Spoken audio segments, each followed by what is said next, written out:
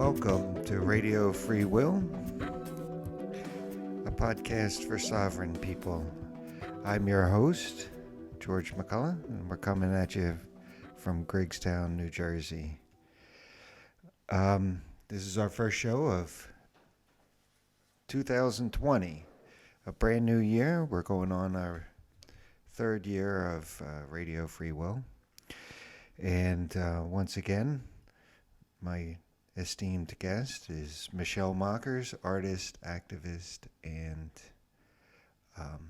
philosopher. When we ended our last show of 2019, we wished everyone a peaceful new year, but it looks like we're starting off 2020 with looks like America is gearing up for war again. It committed an act of war against Iran, and the neocons in Washington have really been aiming to go after Iran. I think they want that oil, and it's a sad situation. Michelle, do you got any idea about that, my dear? My whole life about it, if you want. More than my whole life, because when you say that America is still again watching more or less for war, my dear, we do the same thing since the beginning, since thousands of years. War. History has not been, written since a long, long period of time. Before we were not writing, we had no way to write. The beginning is people like Sommer and things like that, but it's no more than basically between 5 and 6,000 years. So we know with some exactitude what did happen for, let's say, the 5,000 years back. And 5,000 years back, when you look at the 5,000 years back, there is no one damn year without a war somewhere. Like if humanity had nothing else to do than to fight each other, instead of going together to organize the earth, no, we fight to have a piece of it according to what we think it should be. And you know Einstein's famous quote about the definition of insanity. Yeah. But just keep doing the same stuff over and over and expecting different results. So, yeah, I agree with you. And especially America seems to be in a war every year. Right now, currently, there's 7 or 8 wars going on that the United States has their hands in. And yeah, you don't talk too much about those wars, but they are going on. They are absolutely going on. Maybe if you don't have them in your pocketbook, every day as a news, they are going on. They are part of what has always been so far the way of acting of humanity. And let me tell you, if that doesn't change right now, with the number of people on Earth and the way our Earth is organized, if it doesn't stop, it's the end of it. It's really the end of, I should say, humanity or civilization as we know it. It's going to turn to be a disaster, Yeah, I had a thought the other day, and I'm going, the world is really, there's massive protests against climate change and all that kind of stuff, but what good is trying to stop climate change if you're still there's war going on constantly throughout the planet? I think that should be our first concern. Maybe I am, I don't know, flying in the clouds, but when you look at the reality is that you always have people, look at one thing which is very characteristic. China, which is based on communism, and communism is the dictatorship, if I understand very well Mr. Karl Marx, is the dictatorship of the proletariat. And what is today the dictatorship of the proletariat? One man elected for life to direct the country. That is exactly, they go back because it doesn't stand. It doesn't stand to say that the people are going to like that. It's just a word in the wind. And it ends up that the proletariat, the dictatorship of proletariat, ends up in the hands of one man elected for life, like a king of the Middle Ages. In other words, they have made absolutely no intellectual progress, not at all. Technical, even technical. You know, when the Marxists said the man has no conscience. What governs man is the way he is living. So man has no conscience. Cannot discuss about whatever or whatever. No, you have to go according to what you eat, what you sleep, whatever it is. That is Marxism. But if there was a country that had a dictatorship, would that be an excuse to go into war against them? No, absolutely not, because it's always the same thing. Okay, I was talking, but it just comes in my mind to say, you see how it can, go from one, in fact, wish, that the proletariat is going to be the master of the country. No, the proletariat, the people with no, what I call the no pennies, have absolutely no power at all. It's end up stupidly, like usual, like 500 years ago or 1,000 years ago, putting the power in one man who direct the country. It's always the same thing. And it's the same thing in America. America, for another problem, is completely different. You can eventually say what you want, which you cannot do maybe in China. You are supposed to be able to have the freedom of speech and opinion. That is still to be demonstrated, but that's something else. But we are still in a country where supposedly the people have some power, they vote. But what is the result? It's always one man, as stupid that can be Mr. Trump, illiterate. He's an illiterate man, but he has a big mouth and a big I don't know what. So he has enough people who made in such a way that he is a president. He's a president with absolutely, for me, no intellectual power. Well, in America, it seems like we have a shadow dictatorship. You got unseen people that control a lot of the political power in the United States. Why, my dear? Why? Because America doesn't stand. Yeah, but why? Because philosophically speaking, America doesn't stand. America is made of a contradiction, which should not be. The society, I always repeat myself, but the society which has laws, you walk on the sidewalk, you cannot do this, you cannot do that, you cannot steal. You have to be, the definition is interdependent. The citizen inside of the township has to be interdependent. If you look in the dictionary, it will tell you that it is society is interdependence of people. You have that. And that is half of America, the living people, the everyday living people. And you have the other side of America, which is the free enterprise, which is the war of labor, the war of money, the war of everything. So you have that contradiction here between you are under the law and here you have no law. You can kill the competition. It's very good to kill the competition because you will have the job more. You don't care if you put the people on the sidewalk, the worker on the sidewalk, that doesn't matter. You will have more to do because you will have to do what you put down on the other one. So in other words, in one side, you have absolutely no right to kill. On the other side, you have right to kill. Perfect contradiction. And it's why America doesn't stand. And is absolutely, when you look at in fact, at how America, the Constitution does not at all address the economic side of the country. I always quote those two words. The only quote of the Constitution about the people is 3 words: the welfare of the people. That's it. But the welfare, they don't say how to make the welfare. They absolutely don't say it. There is a lot about African Americans in the Constitution because they were considered property. That's something. That again something else. So.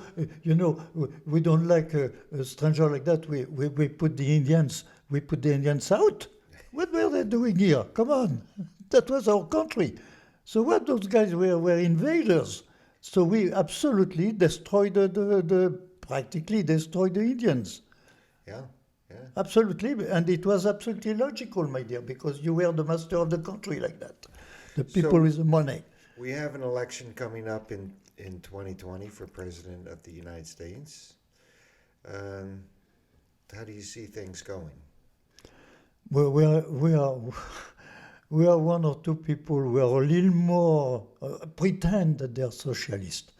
Socialism pretend to bring some socialism in, but what is socialist? Socialist doesn't even define itself.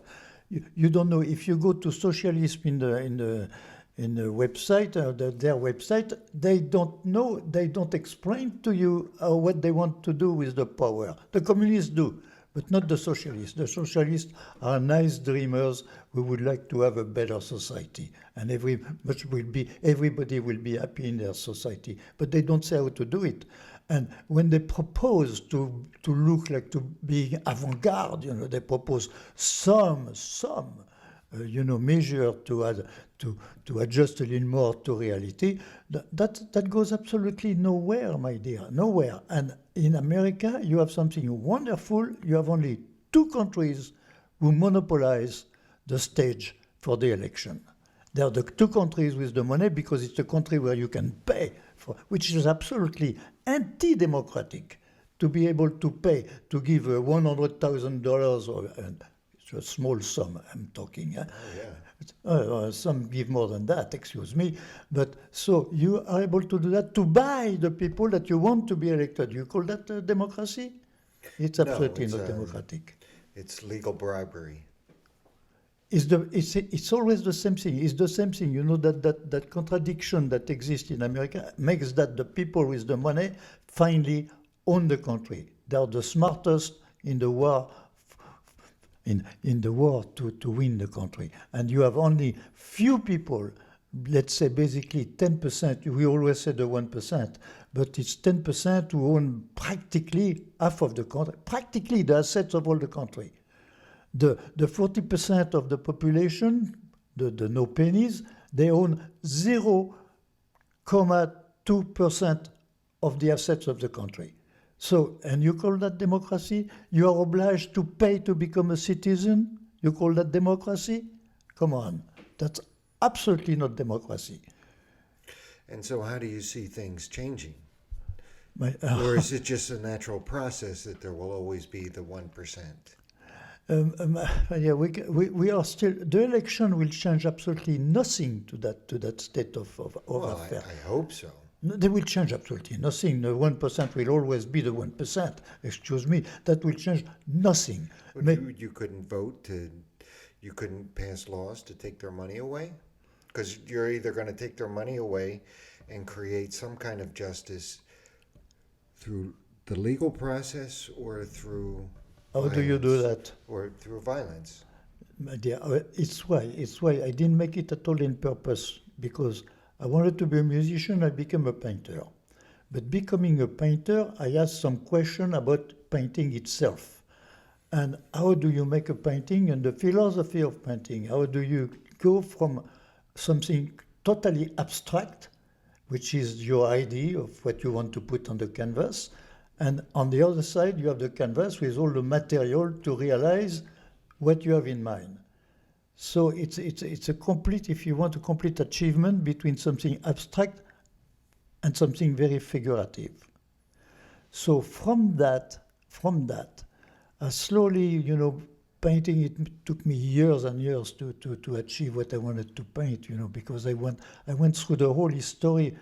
It obliged me to go to the whole history of painting, And from the history of painting, a little more than history of painting, history of the arts, since the caveman who is the first one to express by art something, that very famous hand on the wall of the, and the animals that they were training. So art has always been part of humanity.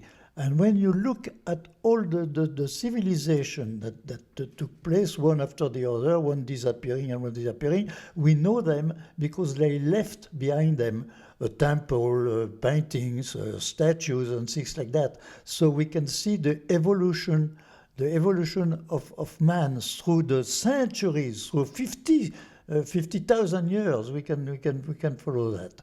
So I just say myself, how is it that always, since the very first man up to today, the act of painting is always the same. always. It has not changed. And it has not changed. It's why you can watch today what they did, because it is done exactly the same way, which is according to what you can see. So I came out to define what is the philosophy of the arts, how precisely you put together something abstract and something very, very positive, the paint. And you can do exactly the same thing with society.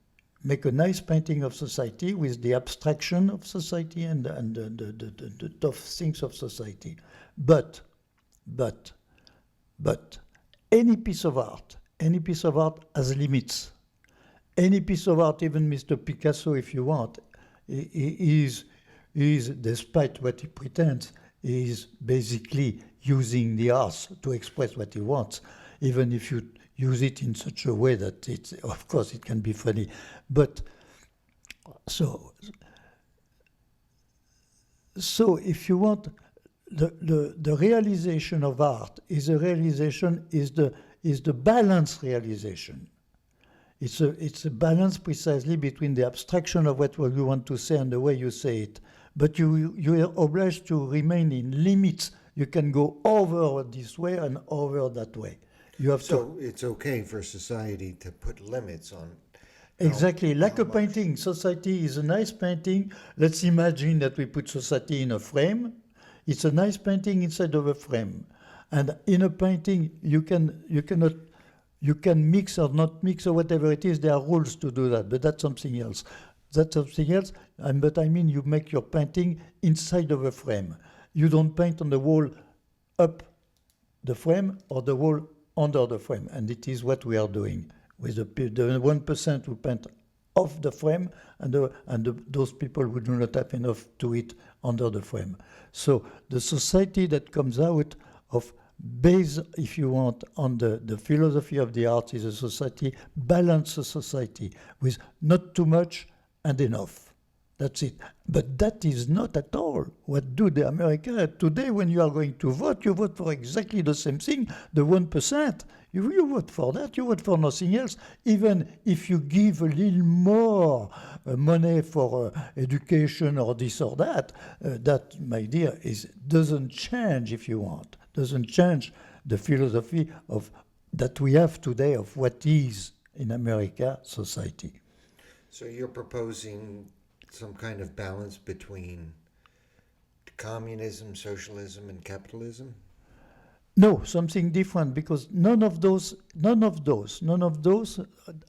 answer the if you want, the philosophy of the art. The philosophy of the arts would be the very first time that it will be proposed to replace communism, socialism, and capitalism as we know it. We cannot accept communism as it is. We cannot accept socialism is existing, but we cannot accept it, and we cannot. Well, we could accept it, but well, they are nice people, but we cannot accept capitalism also, as we do capitalism, because capitalism is exactly what it means.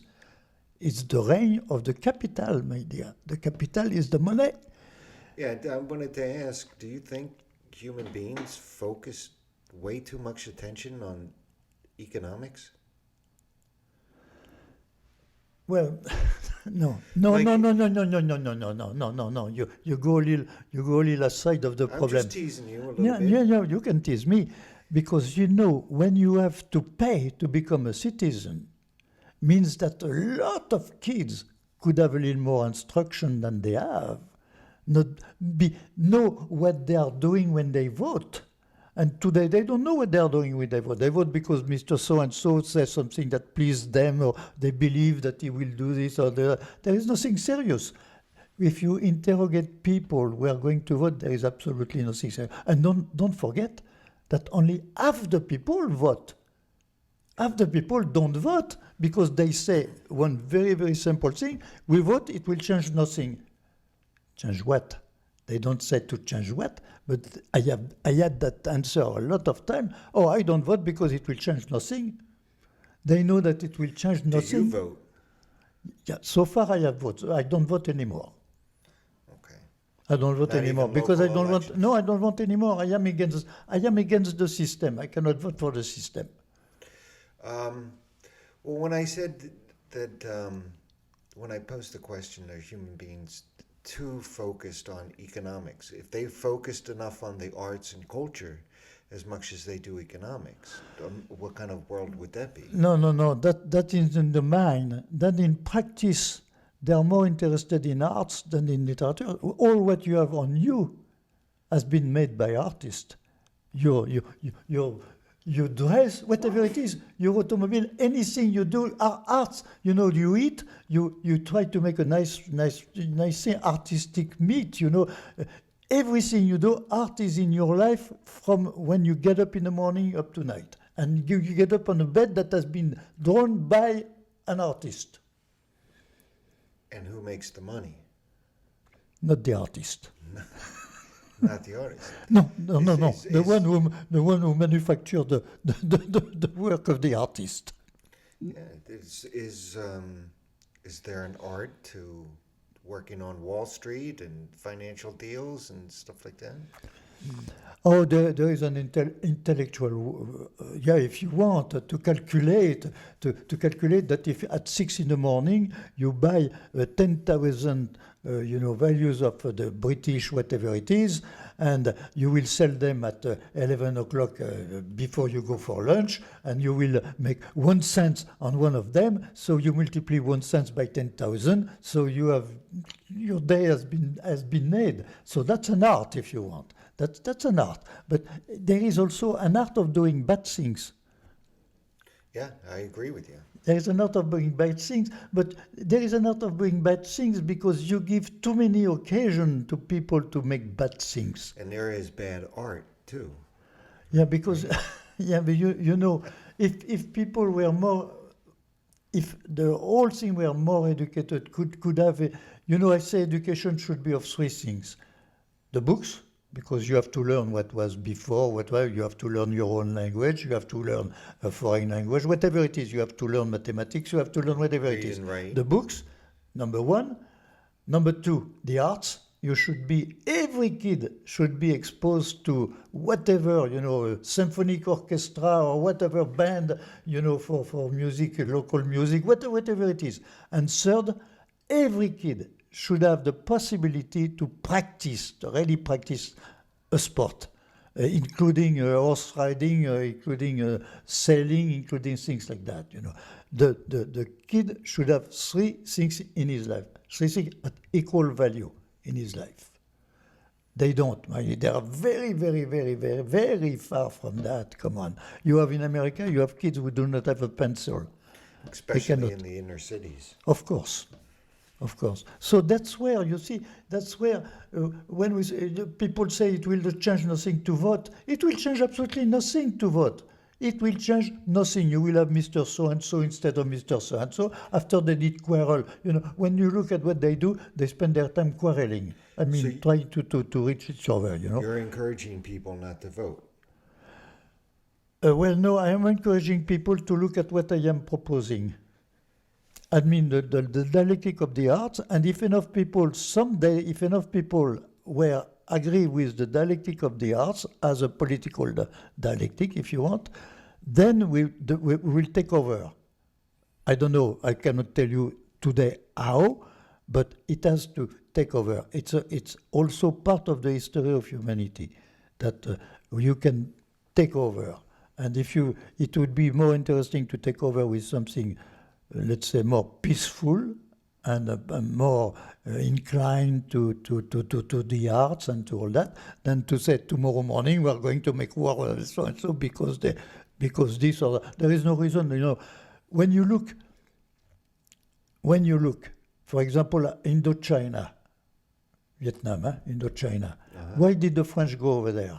I told you that, I believe, already. Why did they went for the rubber? So after that, it went for the rubber. It was not for. They stayed for the opium. Come on, it's always the same. It's always the same story. The people with money, we conquer Africa. Africa was Belgium, was German, was English, was French, and Spanish. And then America. Except Africa. No, American, of course, they came here. But except African people. except African people. They were all subject of other country. You know, the whole center of Africa was French, and on the Mediterranean was French. Why? Because we conquered them. In the name of what? Which brings me back to how we opened the show about it seems the United States is gearing up for another war. Now you're totally against war. Absolutely and against you've had war. your own personal experiences in war. My dear, yeah, you know, and what is terrible is that the people that you send, that the government sent to war, are only basically young people, And as a young people, I told you that already. I give you a lot of details. I have been taken by, you know, the turmoil of the German invading France, and I didn't want to go to Germany to work for the Germans, so I had to escape. And at the end, I was able to organize fighting against the Germans.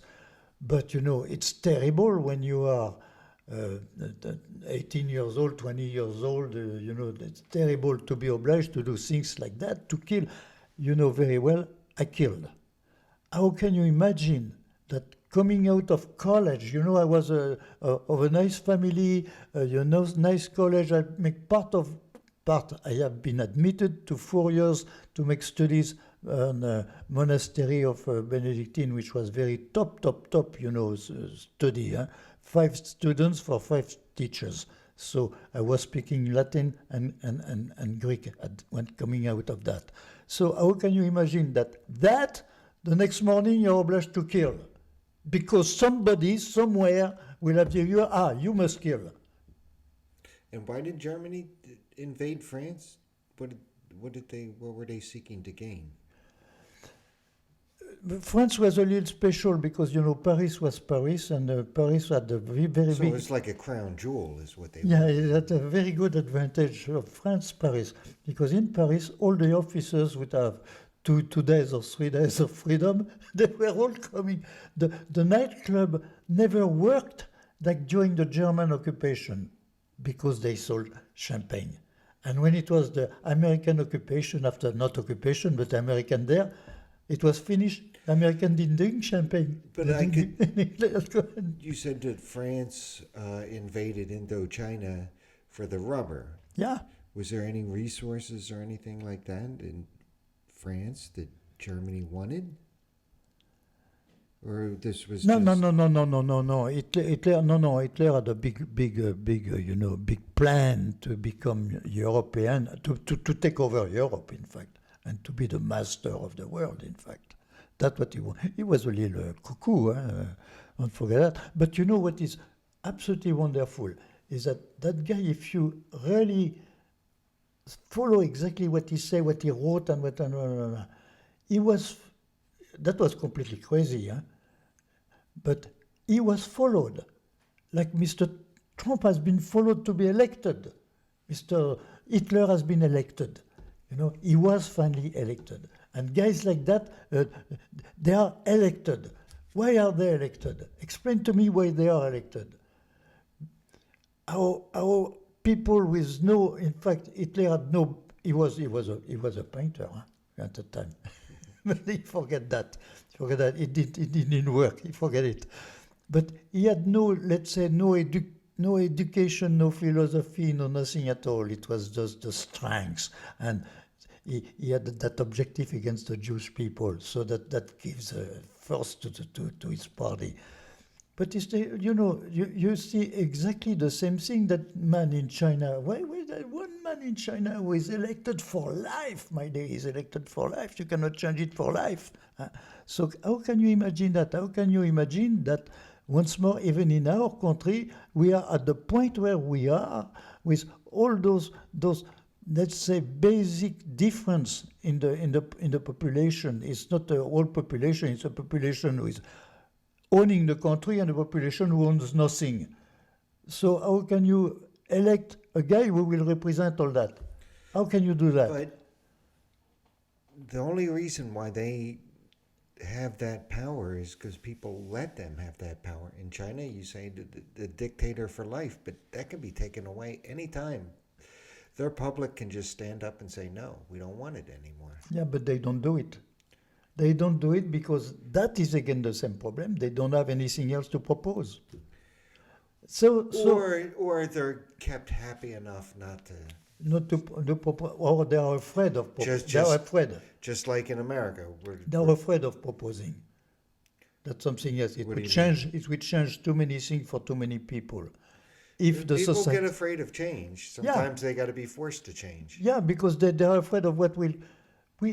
They are afraid of change because nothing very positive has been ever proposed for the change. Nothing ever proposed.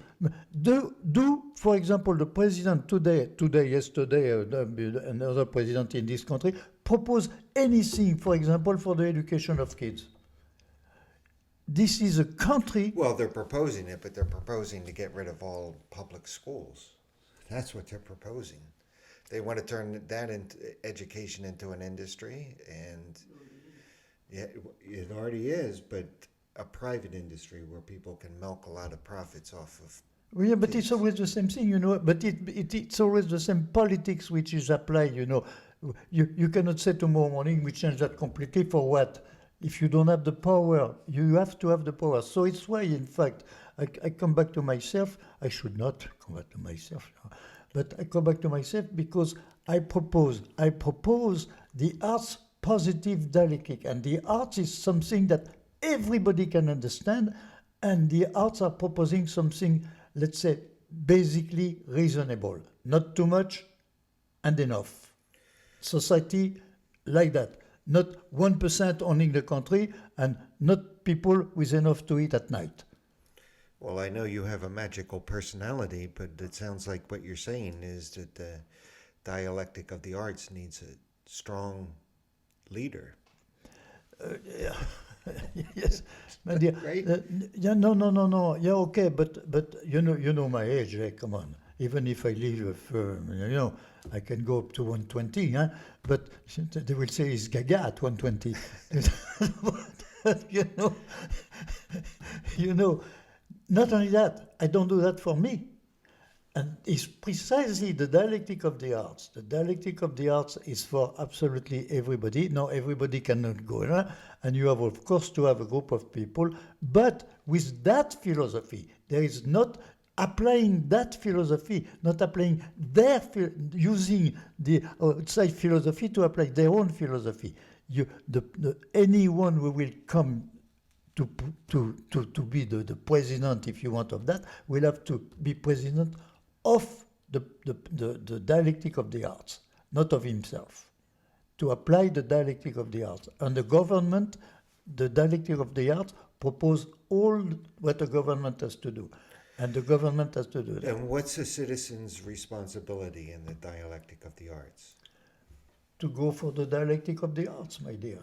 To go for that. Come on. No, but what is You have if to the dialectic of the arts became personal. the philosophy Yeah. that rules the planet, what is a citizen's role in that? The citizen on that, first take the citizen like that, because he's going to be the citizen like that. The citizen, when he is 9 years old or 10 years old, must have all the citizens must have the same possibility of education. And I tell you what is education. It's not to be on a book, it's to have three things completely different, but at enough time, let's say 3 times if you want. The classic, the arts, music, whatever it is, and to really practice things that today very few people can practice. For example, I don't know, horse riding. Who is practicing horse riding today? Very, very few people who have the money to be horse riding. So every young man must have the possibility eventually to choose. You have some, we will be very good with a cell and will not very good with a horse. So you have to have the possibility to go from one to another. But every young man must have the possibility to do an art, because that develops not only the physical but the intellectual. So it's a complete development. If you have here exposition to the arts, whatever it is, the arts, reproduction of this, that. Do they have to serve in the military? No. No, I don't consider a military. Come on. No, there is Because there no won't be military. a military, right? No, there is no military. Come on, no military. But Oh, some eh, kind of service for the public. oh, that's something else that will have to be discussed by the people. But you know something, my dear. The military, when you look at the budget in the U.S., the military have more budget than the people. 54, 55% of the budget goes to the military. Yeah, so I always found it to be funny that they're always claiming that Donald Trump is a madman, he's crazy, but they keep giving him more and more money for the military. That's absolutely Just insane, goes to my show dear. you how Absolutely. hypocritical We will they not are. be invaded by the Chinese tomorrow morning. Forget it.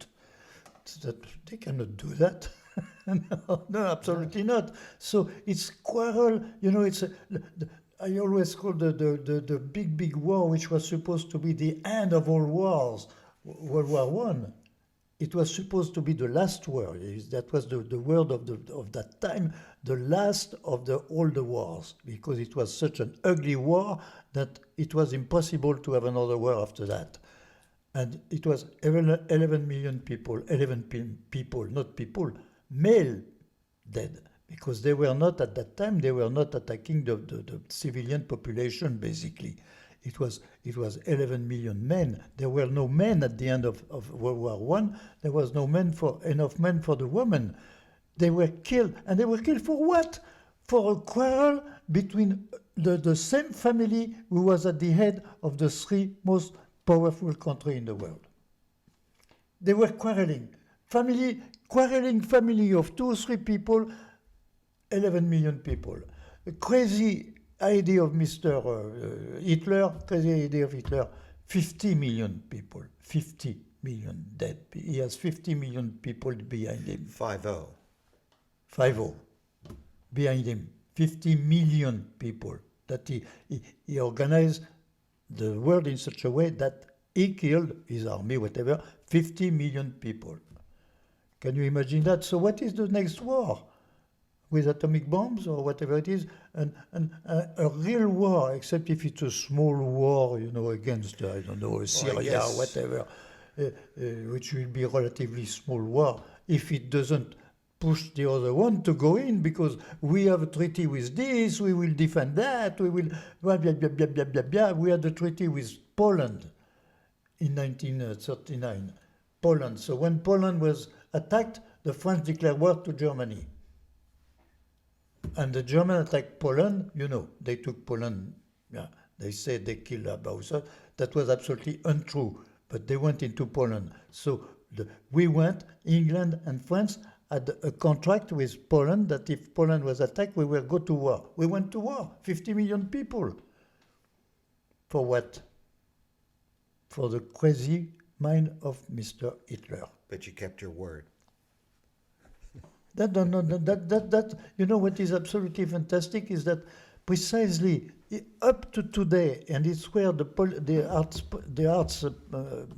dialectic is a very, very powerful philosophy. It's the first time, if you want, that philosophy is used, real philosophy is used, a philosophy that exists since the caveman, philosophy that he demonstrated. That the first time that such a philosophy will be applied to the population, to the people. Well, we're getting close to the end of the program, and you just finished your book of political cartoons. Yeah, yeah. It was a few years of political cartoons that I put together and that we're going to publish, my dear. Yeah, so we're going to go through some of them starting next week. Yeah, if you want. Yes. I have to scan them in. But I have to, for our next program, you and I will have to see whether we can do it on Saturday. I'm planning on it, but we're having some sewer issues, so it might be the time when I can get somebody to come out and take a look at it. So all the crap is backed up. And we got to let it go in 2020. Yeah, that little, it's I believe it's 48, no, 8, yeah. I don't remember, 88 images, but they basically tell in images what I'm telling in the microphone. You will see that they follow the same idea and the dialectic of the art. Some of them are very explicative of what is going on. But we can't show them on TV. People will just have to watch next week because they might be intriguing images, right? Okay. Michel. One thing, dear, if I can say, one thing is that so far I don't know anything like that is published in the US. You know, in the US, the liberty of freedom and the opinion is that everybody follows the same. All the radio stations, the TV station, all that, they all support the government and nothing else. You have nothing against the government. So we're going to be the first to debut this book, but you also have another book because we're entering another period of war. You've written René's War. Yeah, but right? It's your experiences in World War II. It's a different cover though, and I put the new cover on. You know, so one of my friends who was he's dead now, but he was the representative of the French people on the whole East Coast, and he was a senator in France. And he told me one day, it was 10 years ago or 15 years ago, he told me, if you don't write it, it will be lost forever. I never did write anything about the war, and I didn't think of the war for 50 years. And all of a sudden, he brought me in, and in fact, I am relatively pleased to have done it because I can talk to some people when they want to. You know, I've talked to a Rotary Club or whatever it is, to tell the story of the war. To make and beside that, to make the American know that the French people, even if we were beaten by the German, we were not from the army, we try our best to help the Allies to progress. And people could get a copy of this book if they want to read your memoir. Yes, it's in, actually it's not me who put it on, but it's on Amazon. Amazon.com. Yeah. And if people go to your website, they can get the dialectic of the arts. Dialect. And what's the website? The website is no-pennies.com. And if people have questions for you, how can they reach you? They can reach me at Michel Mockers, one word, michelmockers@gmail.com. Okay, folks, there we have another good episode, Michel. I appreciate the time we get to spend together. You know, I prepare absolutely nothing. I just talk to you as it comes through my mind. It's a big mind. We got a lot to explore, folks. No, it's the 97 years of existence. So there is always eventually too much. I want to thank everybody for listening to us this week, and join us again for our next episode, and have a peaceful 2020.